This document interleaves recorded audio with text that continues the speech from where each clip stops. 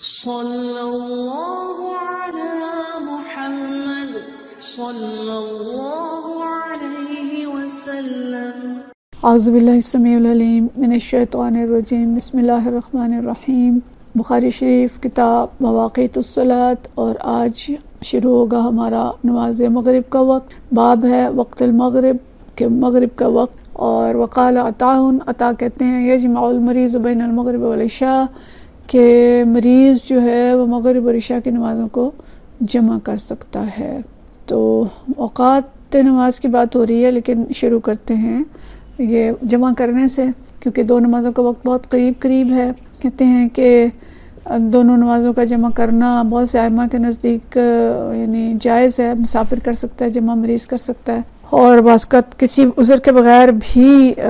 جمع کی ہے، لیکن بہت کم ایک واقعہ ہمیں ملتا ہے کہ جب نبی کریم صلی اللہ علیہ وسلم نے بغیر کسی عذر کے جمع کی ہے، ورنہ نماز کو اس کے اوقات پر ہی پڑھنا چاہیے۔ آگے ہم حدیث پڑھیں گے اس کی۔ جمع کرنے کی جو صورت ایسی ہے کہ اگر کوئی عذر حقیقی ہے تو وہ تو پھر سفر ہے یا کیا کہتے ہیں اس کو، بیماری ہے، اس کو کہتے ہیں جمع حقیقی۔ لیکن جمع سوری جو ہے وہ یہ ہے کہ مغرب کو تاخیر سے پڑھا جائے اور عشاء جو ہے وہ جلدی پڑھ لی جائے، اور اس صورت میں دونوں نمازوں کو جمع کیا جائے تو اس کو جمع سوری کہا جاتا ہے۔ تو جمع سوری جو ہے وہ کسی عذر کے بغیر بھی بعض اوقات زندگی میں ایک آدھ مرتبہ کی جا سکتی ہے، لیکن جو جمع حقیقی ہے وہ عذر کے ساتھ کسی وقت بھی ہو سکتی ہے۔ تو بظاہر اس حدیث کو عنوان سے ہمیں پتہ یہ چلتا ہے کہ مغرب اور عشاء کا وقت جو ہے وہ الگ الگ ہے،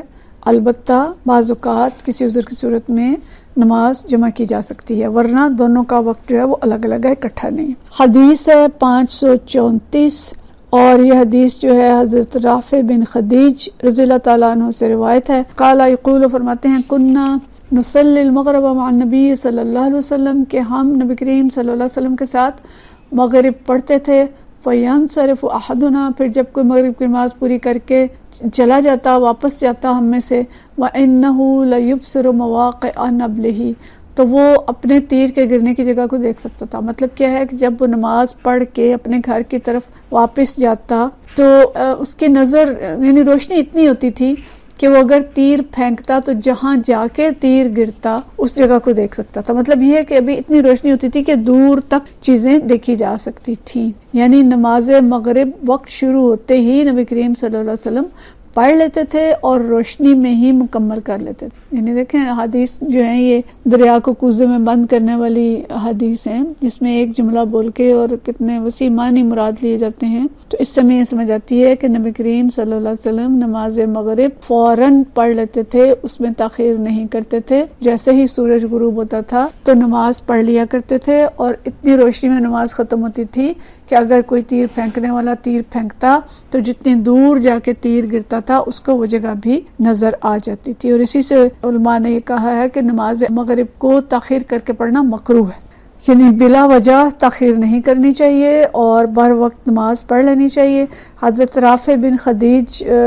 کا تعارف بھی اچھا لگے گا آپ کو، کہ یہ وہ صحابی ہیں جو غزوہ بدر میں ان کی عمر 14 سال کی تھی اور آئے تھے جنگ میں حصہ لینے کے لیے، لیکن آپ صلی اللہ علیہ وسلم نے ان کو اجازت نہیں دی تھی۔ لیکن اگلے سال جب یہ دوبارہ آتے ہیں، اور اس وقت ان کی عمر 15 سال تھی اور یہ جنگ میں شامل ہو گئے تھے، اس غزوے میں ان کے سینے پہ ایک تیر لگا تھا جو ہڈیوں کو توڑ کے اندر گھس گیا تھا، اور لوگوں نے کھینچا تو نوک اندر رہ گئی۔ تو نبی صلی اللہ علیہ وسلم نے فرمایا کہ میں آپ کی نسبت قیامت میں شہادت دوں گا۔ تو لمبی عمر انہوں نے پائی تھی، اور حضرت امیر معاویہ ان کے بھی بعد جو اگلے خلیفہ تھے ان کے دور خلافت میں ان کا انتقال ہوا تھا، عبد الملک بن مروان کی حد حکومت بہرحال۔ تو یہ حدیث ان سے بیان کی گئی تھی۔ اگلی حدیث ہے حدیث نمبر 535، اور یہ حدیث جو ہے حضرت عمر بن الحسن بن علی، حضرت حسن رضی اللہ تعالیٰ عنہ کے بیٹے حضرت عمر سے روایت ہے، اور وہ حضرت حسن رضی اللہ تعالیٰ عنہ سے روایت کرتے ہیں۔ قال، کہتے ہیں قدم الحجاج، کہ جب حجاج بن یوسف مدینہ آیا، کہ جب حجاج مدینہ آیا، فسألنا جابر بن عبداللہ، تو ہم نے جابر بن عبداللہ رضی اللہ تعالیٰ عنہ سے پوچھا۔ انہوں نے کیا پوچھا؟ نمازوں کے بارے میں پوچھا کہ نبی کریم صلی اللہ علیہ وسلم نمازیں جو ہیں کن اوقات میں پڑھتے تھے۔ ان کی ایک حدیث ہم پیچھے بھی پڑھ چکے ہیں۔ تو مسئلہ یہ تھا کہ جو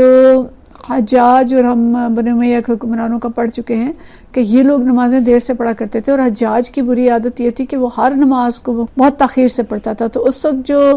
صحابہ یا تابعین کرام موجود تھے تو وہ اس پہ بہت جذبوز ہوتے تھے، اور انہوں نے حضرت عمر بن الحسن نے حضرت جابر بن عبداللہ جو کہ صحابی تھے اس وقت تو مکہ کے اندر وہ موجود تھے، تو انہوں نے ان سے پوچھا کہ نبی کریم صلی اللہ علیہ وسلم کس وقت نمازیں پڑھتے تھے؟ تو انہوں نے فرمایا فقال کان النبی صلی اللہ علیہ وسلم یصلی الظہر بالحاجرۃ، یہ ہم پیچھے پڑھ چکے ہیں، نبی کریم صلی اللہ علیہ وسلم ظہر کی نماز حاجرہ کے وقت پڑھتے تھے، یعنی تیز گرمی ہوتی تھی تو اس وقت ظہر کی نماز پڑھتے تھے، والعصر والشمس نقیۃ، اور عصر اس وقت پڑھتے تھے جب سورج بھی بالکل صاف ہوتا تھا یعنی بہت زیادہ روشنی ہوتی تھی، والمغرب اذا وجبت، اور مغرب پڑھتے تھے جبکہ سورج غروب ہو جاتا تھا یعنی فوراً ہی غروب ہونے کے بعد مغرب پڑھ لیا کرتے تھے، والعشاء احیانا واحیانا، اور عشاء کبھی اس وقت کبھی اس وقت، اذا رآہم اجتمعوا عجل، اگر دیکھتے کہ لوگ جمع ہو گئے ہیں تو جلدی ادا کر لیتے، وَإِذَا رَآهُمْ أَبْطَوْا اخر، اور جب دیکھتے کہ لوگوں نے تاخیر کر دی ہے آنے میں تو نماز ذرا ٹھہر کے پڑھ لیتے تھے، وَالصُّبْحَ كَانُوا، اور صبح کی نماز، کانو او کانا، یا آپ سے انہوں نے فرمایا کانو یا کانا، یعنی حدیث کے اندر انہوں نے اتنی احتیاط کی کہ لفظ جو عبداللہ بن عمر نے استعمال کیا تھا وہ کانو کیا تھا یا کانا کیا تھا، دونوں میں سے کوئی ایک لفظ استعمال کیا تھا، کان نبی صلی اللہ علیہ وسلم یصلیھا بغلس، اور فجر کی نماز اندھیرے میں ادا کرتے تھے۔ یعنی اس میں ہمیں سارے نمازوں کے اوقات پتہ چل گئے، لیکن یہاں پہ خاص طور پہ جو مراد ہے وہ نماز مغرب ہے، کہ مغرب کی نماز جو ہے نبی کریم صلی اللہ علیہ وسلم بالکل سورج غروب ہوتے ہی پڑھ لیا کرتے تھے، اور جو عشاء کی نماز ہے اس کا کوئی ایک وقت مقرر نہیں تھا، اگر لوگ آ جاتے تھے زیادہ جمع ہو جاتے تھے تو آپ جلدی پڑھ لیتے تھے، اور اگر دیر سے آتے تھے تو قدرے دیر کر دیتے تھے، لیکن عشاء کی نماز کا جو تفصیلی وقت ہے وہ آگے کی احادیث میں ہم پڑھیں گے۔ اس حدیث سے ہمیں پتہ چلتا ہے کہ اول وقت میں نماز ادا کرنا مستحب ہے، پھر یہ بھی ہمیں پتہ چلتا ہے کہ نماز جو اہل علم ہے ان سے دینی مسائل میں رہنمائی لینی چاہیے۔ یہ حضرت عمر بن حسن جو ہیں یہ خود بھی عالم دین تھے اور بہت پائے کے عالم تھے، لیکن یہ کہ حضرت جابر بن عبداللہ رضی اللہ تعالیٰ عنہ سے انہوں نے جا کے مسئلہ پوچھا اور رہنمائی لی۔ اچھا، اگلی حدیث ہے 536، اور یہ حدیث جو ہے حدثنا مکی بن ابراہیم قال حدثنا یزید ابن عبید عن سلمہ، مکی بن ابراہیم جو ہیں یہ بیان کرتے ہیں حضرت سلمہ بن اکو سے، کہتے ہیں کہ قال كنا نصلي مع النبي صلی اللہ علیہ وسلم المغرب اذا توارت بالحجاب، کہ ہم نبی کریم صلی اللہ علیہ وسلم کے ساتھ مغرب کی نماز اس وقت پڑھتے تھے جب سورج چھپ جاتا تھا۔ مطلب یہ ہے کہ جیسے ہی سورج غروب ہوتا تھا تو نماز مغرب پڑھ لیا کرتے تھے، اول وقت میں پڑھتے تھے، اور نماز مغرب میں تاخیر کرنا جو ہے علماء نے اسی سے یہ استدلال کیا ہے کہ مکروہ ہے۔ جابر بن زید رضی اللہ تعالیٰ عنہ جو ہے حضرت ابن عباس سے روایت کرتے ہیں، عبداللہ بن عباس رضی اللہ تعالیٰ عنہ کہتے ہیں قال صلی النبی صلی اللہ علیہ وسلم سبعا جميعا وثمانیۃ جميعا، کہ نبی کریم صلی اللہ علیہ وسلم نے 7 رکعت ملا کر پڑھی اور 8 رکعت ملا کر پڑھی۔ 7 رکعت سے مراد جو ہے مغرب اور عشاء، اور 8 سے ظہر اور عصر، تو اس سے مراد وہی جمع سوری ہے کہ ظہر کی نماز کو مؤخر کیا اور عصر کی نماز کو عصر کے اول وقت میں پڑھا، اور مغرب کی نماز کو قدر مؤخر کیا اور عشاء کو عشاء کے وقت میں ادا کیا، تو یہ جمع سوری ہے جو ہم پہلے بات کر چکے ہیں۔ اور جو جمع حقیقی ہے تو وہ سفر یا کسی عذر کی بنا پہ، اور اس حدیث سے بھی جو علماء نے استدلال کیا ہے، یہ جب پیچھے یہ بھی پڑھ چکے ہیں کہ جب حدیث بیان کی گئی تھی تو دوسرے صحابی نے یہ کہا تھا کہ ہو سکتا ہے کہ بارش ہو یا بیمار ہوں یا سفر میں ہو، تو انہوں نے کہا تھا ہاں ایسا ہو سکتا ہے، تو یہ سفر کا واقعہ ہے یا بارش کا واقعہ ہے، تو اس صورت میں نمازیں جو ہیں جمع کی جا سکتی ہیں۔ مطلب یہ ہے کہ دیکھیں دین کے اندر اتنی زیادہ گنجائش ہے، اللہ تعالیٰ نے گنجائش دی ہے کہ بھائی پڑھ لو، جیسے بھی پڑھو پڑھ لو، نمازیں قضا نہ کرو، بلا وجہ نمازوں کو چھوڑو نہیں۔ اگر مجبوری آ گئی ہے، سفر آ گیا، بیماری ہو گئی ہے، کوئی عذر ہو گیا، تو بجائے اس کے کہ نماز چھوڑ دی جائے، جیسے چھوٹے سے عذر پہ ہمارے ہاں نماز چھوڑ دی جاتی ہے،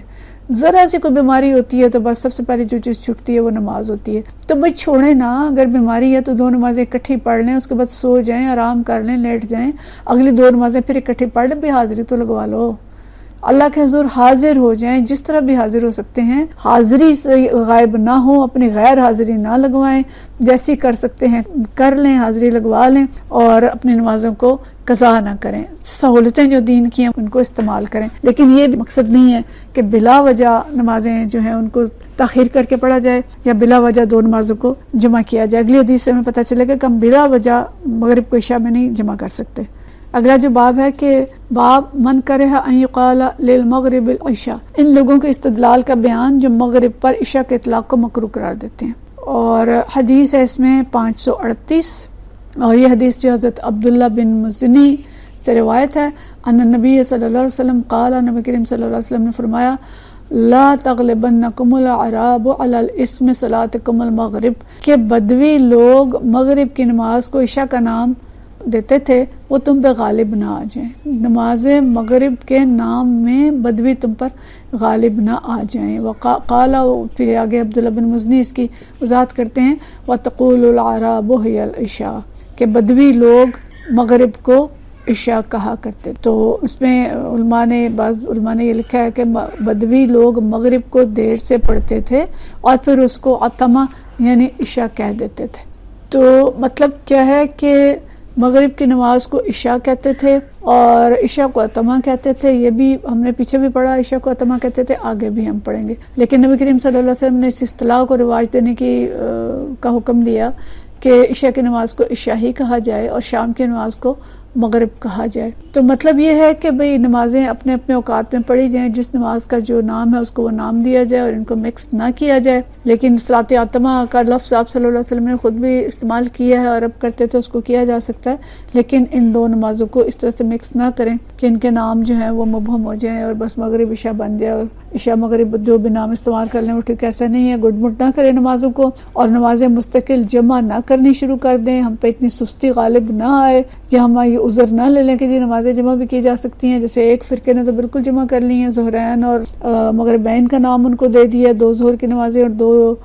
مغرب کی نمازیں. تو یہ چیز جو ہے یہ درست نہیں ہے، بلکہ نمازوں کو اپنے اپنے اوقات میں، اور بہترین چیز یہ ہے کہ اول وقت میں پڑھی جائیں اور نمازوں کو مستقل جمع نہ کیا جائے. یہی بات پسندیدہ ہے. وآخر دعوانا ان الحمدللہ رب العالمین.